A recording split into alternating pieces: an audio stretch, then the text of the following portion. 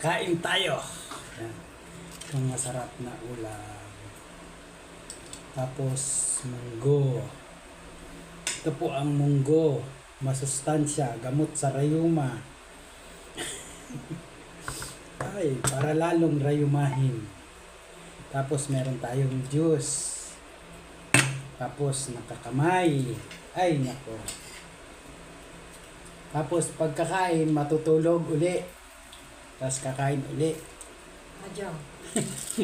Maga? Keso, cha. Kesok ka.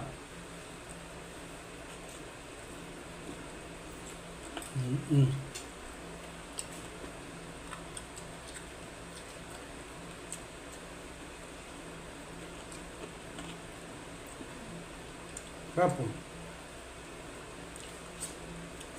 Spinach yan.